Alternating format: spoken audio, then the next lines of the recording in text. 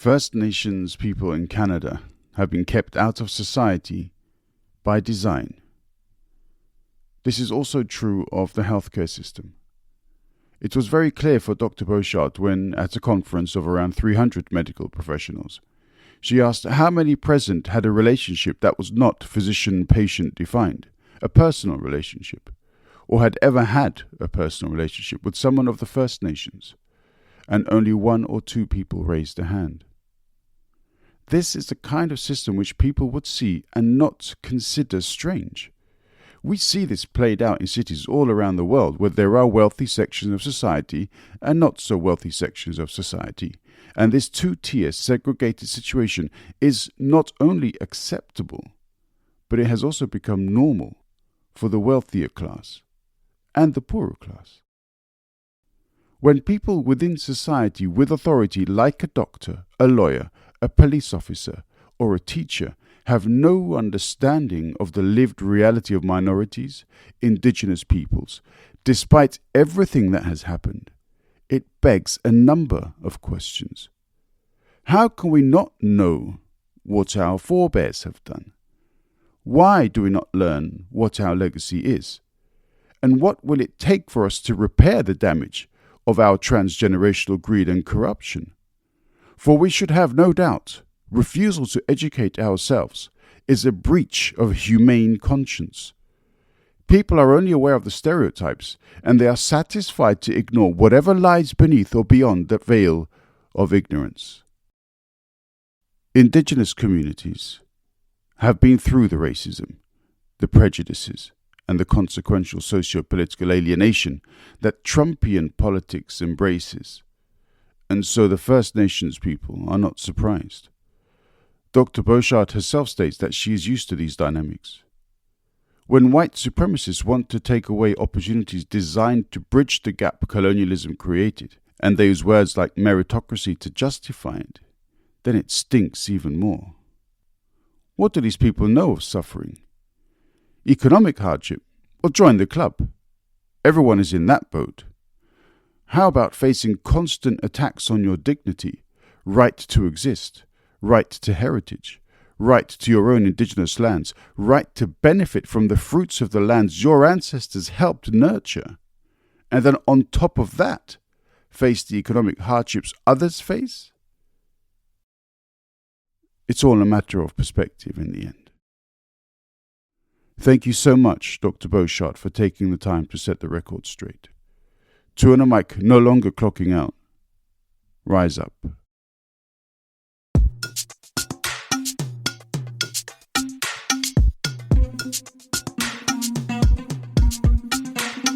Dung weche pek kod welo mabiro e TwoandaMic.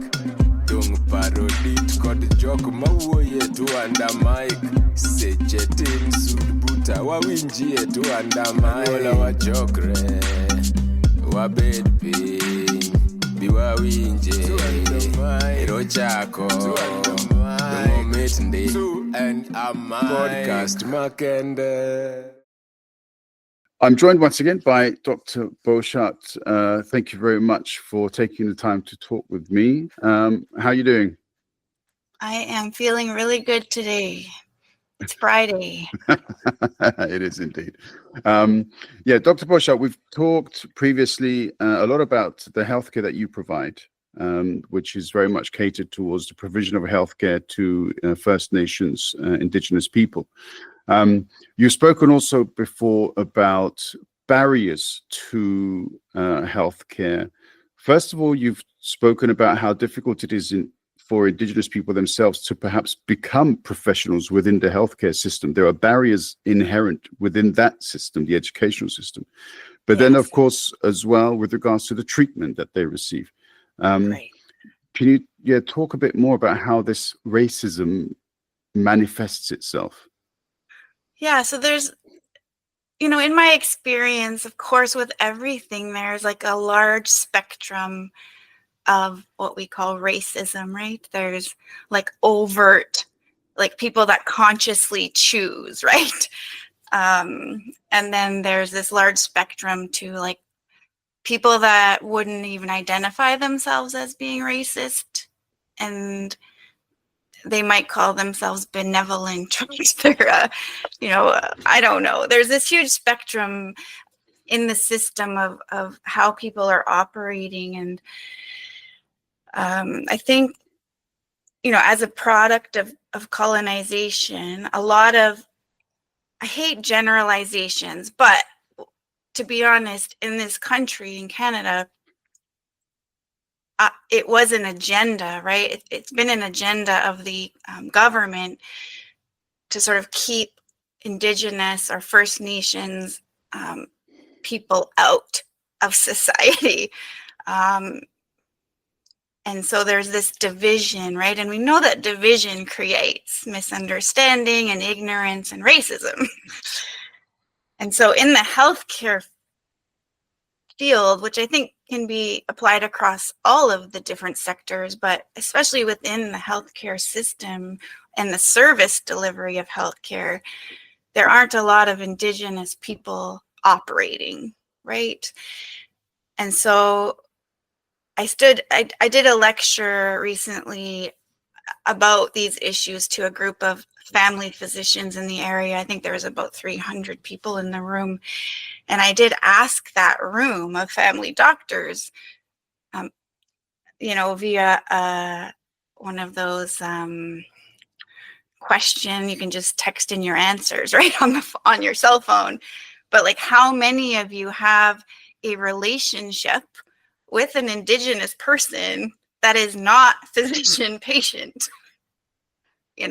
And it was like 1 or 2 people in the 300 that in their life, in their day-to-day, have no relationship with someone who's identifies as a First Nation person. And so that's just like glaringly obvious to me, like why the racism exists.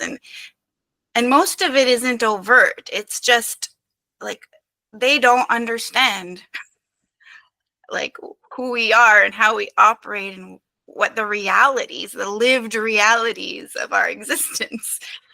And so when they're providing healthcare, they're only doing it from what they understand about what life is. And they also, if they don't have relationships with Indigenous people, then the only thing that they know about us is what they read or what they see on TV or what they see politically. And we sort of know that all of those narratives motivate anger and frustration. And so like this, like the overall narrative in this country that's been propagated through media and is that we know the stereotypes, right, of Native people. I don't need to say them, but that's really all a lot of people know, right? And so these people become doctors and lawyers and teachers, and they take that with them, and then they have to interact with us in a position of power, and you could see how if they don't fully understand and they hold all these assumptions, then it, that can fall apart, right? So I guess, it does exist. The divide exists. The healthcare is not what we need to be well. And the other piece to this is, and this is not my idea. This is a kind of a broader idea of how like every human in the world, like is ancestors they're the descendants of tribes who are operating in an Indigenous way, right? We all come from people who were connected to the land and understood the world in a very different way, whether it's the tribes of Germany, right? Germanic tribes, or everyone at some point in their lineage was disconnected, that disconnected from that way of being, right? And so some of us are more disconnected ancestrally from that real connection to who we are as human beings in this world, right? And the people who are very uncomfortable healthcare providers who are like, I just feel uncomfortable, I don't know how to do it. some of the learning is about looking at themselves, right? And where they come from and when they got disconnected and why do they see the world like they see it? And do they even ask themselves these questions, right? But, you know, and looking at what they've learned about Indigenous people and how they feel and like doing all their own self-work, right? Are they willing to do it? It's up to each individual to do that work. And sometimes, you know, the racism is overt and I can't undo that.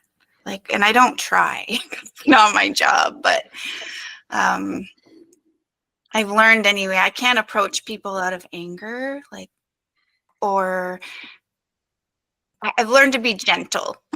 And, you know, I have to be gentle. Otherwise I get labeled as an angry Indian woman, right? And we know that that is also a stereotype and I can easily be dismissed by my physician colleagues or by leadership if I'm not acting in like a way that they feel comfortable with.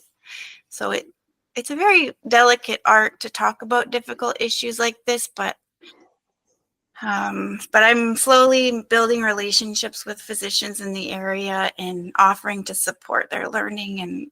And if I do come across a physician who, in my opinion, provided suboptimal care, like and ended in harm, you know, I'm getting more courage to just call it out.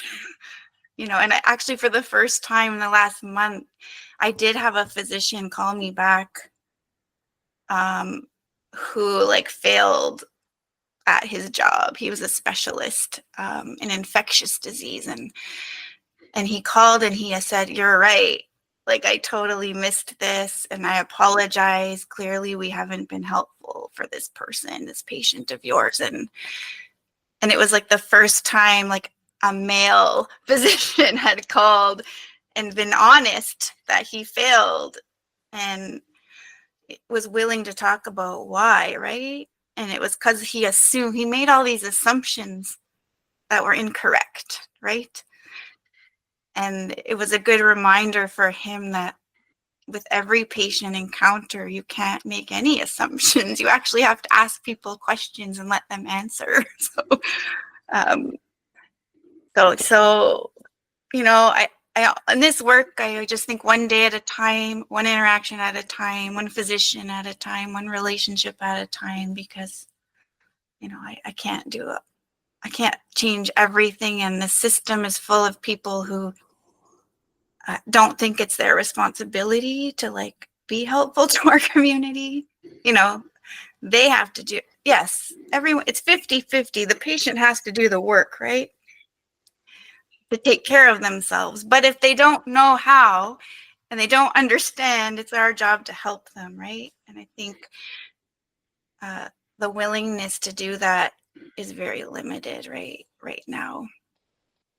So yeah, I guess racism is an ugly thing, but it happens we know ignorance and lack of understanding and lack of knowledge and division, right? So we have to be getting together more as humans, right? We have to sit with each other in a real personal way and get to know each other and talk about real things and not keep everybody so separate, right?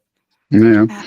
I mean, obviously we started this conversation talking about racism, but some of the comments that you make also point towards sexism. Some people label you that angry Indian woman, as you suggested earlier. So therefore, you know, it's double prejudice, which is thrust in your direction. And when we sort of look south of the border with Canada, at least, that there is this onslaught with regards to DEI people. Which is very threatening and kind of attacks the very sense of diversity that you are embracing in your work. I mean, is it worrying for you perhaps that some of these Trumpian influences may venture northwards?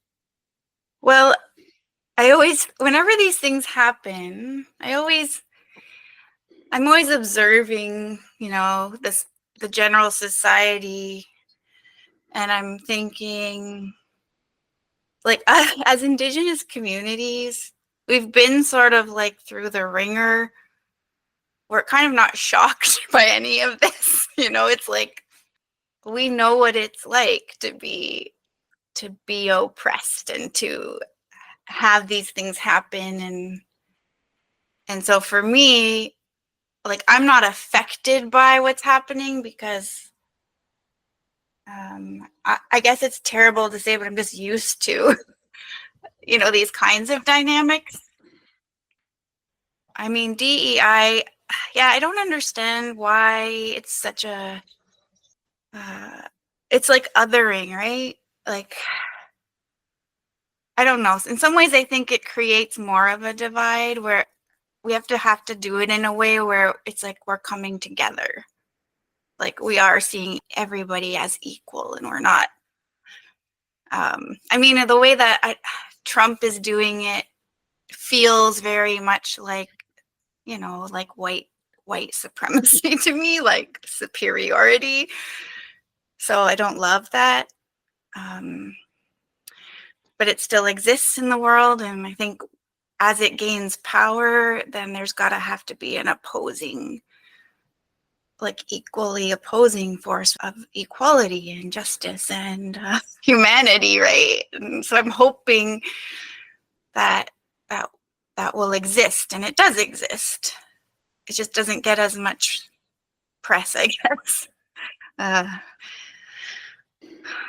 Because it is really about us all like having equal value as human beings, as a species, and we all have our gifts, and I do think that, like, I was really upset by the specific efforts of allowing people space who are minorities or people of color to like have opportunity, like in job spaces, or having a hiring policy where they're looking at that. And that's personal to me because I entered into medical school through one of these kinds of programs, right? Where there was a different process for people who are Indigenous. And the thought that like they're just not as smart and you're going to get less smart people or less qualified people in roles, like that's just frustrating to me because that's just not true, right? And it's just about opportunity, right? You could have the most brilliant, capable person, no matter what color, but if their circumstances aren't going to support them to grow in a certain way, right? If they are living in poverty because of oppression and racism and their families are broken down, maybe they have to work an extra job and they can't study enough for a test, right? It doesn't make them less valuable or less intelligent. It just means that the circumstances around them prevent them from succeeding, right? So these programs are trying to minimize those barriers to, like, so I always think, well, if these programs are actually identifying people who are amazing and creative and have great skill sets and just giving them an opportunity to like show that, right? But from the perspective of these, current people in power, there's still that narrative, like you're just letting people who aren't qualified into roles because of their color, but that's not what's happening. They're not, this meritocracy is like, I think, easy for like a white man to say, right? Like, oh, everyone, you just have to earn it. If you didn't earn it, like, then you don't get it. But they've never had to suffer a real struggle, maybe, right? And so anyway, that's my thoughts on that. I've read quite a bit of the writings of African Americans, Malcolm X, and some of the prominent thoughts in that is you have to work twice as hard to get half as much. And it seems to me that is also representative of the reality that you refer to. Oh, absolutely. Yeah. And I don't mind working twice as hard, but it's true. Like I do work very, very hard, and the system will still see me as like not as good. And do I care what the system or people think of me? Absolutely not. But yeah, we do have to work much harder, and we don't get twice as much back, as everyone else. Yeah, so I don't love.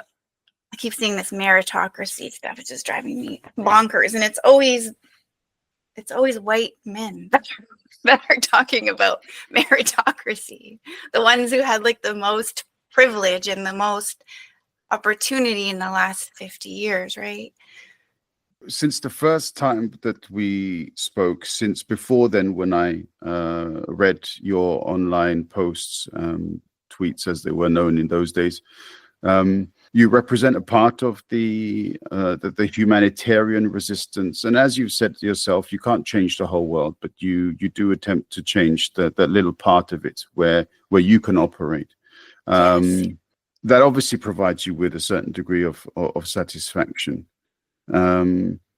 What kind of things, I know we don't have too long, but what kind of things would you like to see from the local infrastructure to support the work that you do by enabling you to resist the racism and the prejudice that you've had to deal with? What I would like to see is like putting resources. So, the government puts a lot of words out, Indigenous health, and we're putting so much effort into supporting Indigenous health led by Indigenous people. But I always find it interesting that, that I still like don't have a whole bunch of resources lined up, if that's true, right?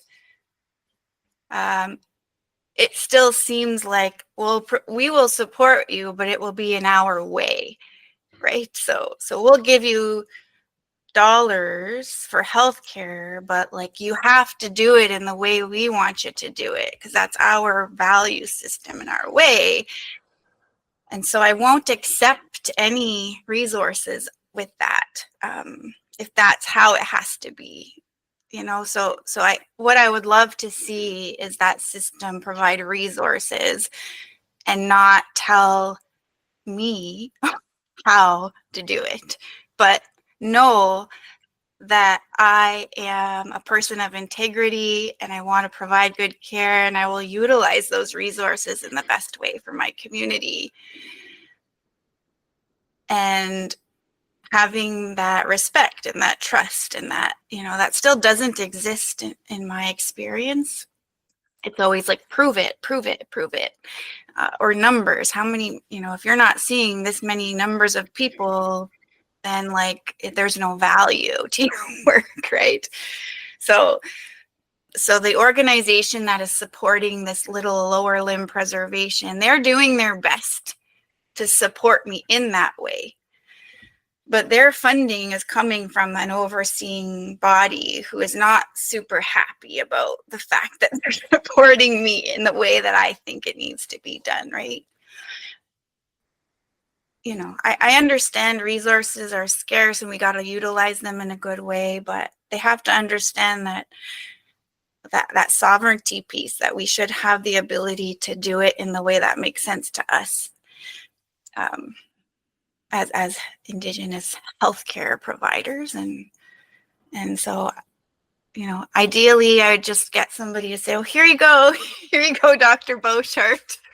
Here's some resources, whether that's like physical resources or financial resources to support the work. And it's not dependent on their expectation, but on our community expectation, right? Yeah, you mentioned in integrity, and I didn't want to ask any further questions, but I don't know if I'm permitted to ask this one. But Sure.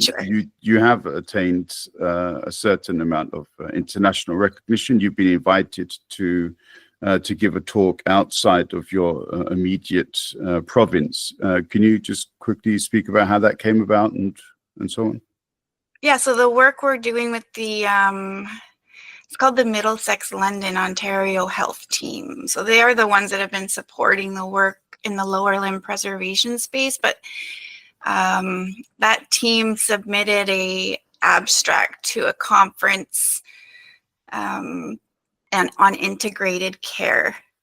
And that conference is happening in Lisbon, Portugal. And we were accepted and asked to come speak at this conference in May.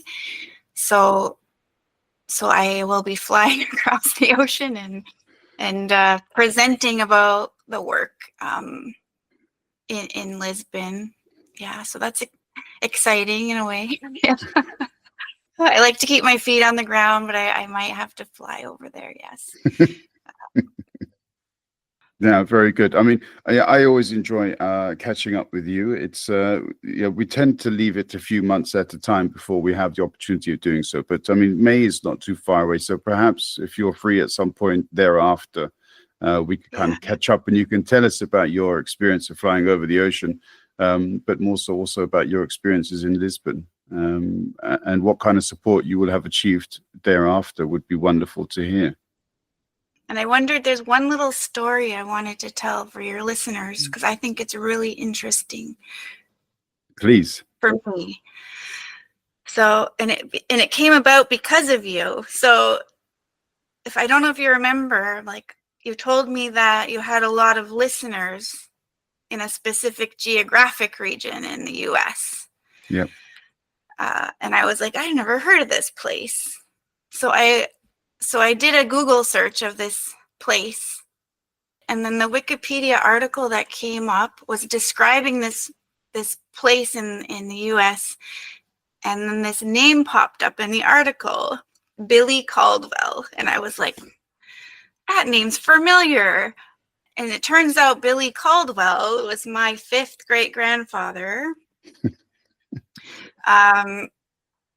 So I was like, that's really strange, right? So even further to that, I learned about Billy Caldwell because they recently made a documentary film about him called The Negotiator.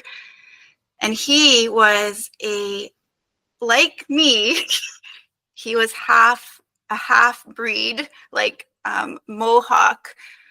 And I think, I can't remember if it's Scottish,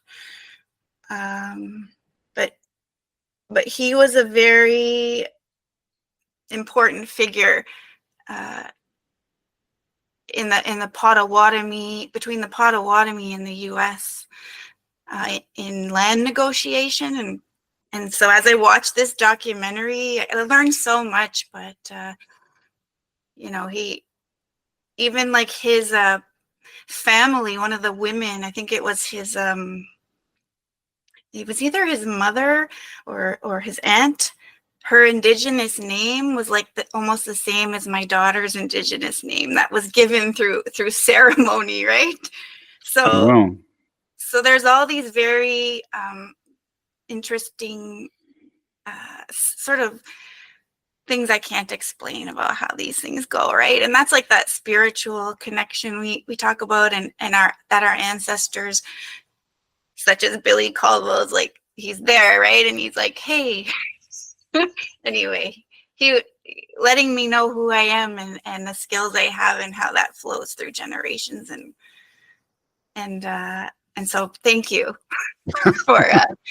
for somehow shining the light on this little town in the USA where my great grandfather settled, and I got to learn about him. So wow, a fantastic story. Yeah. Brilliant.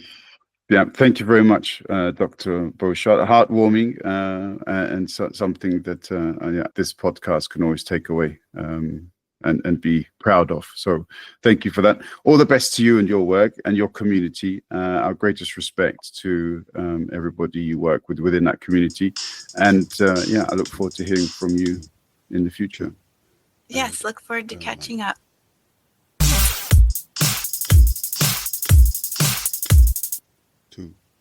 And a mic.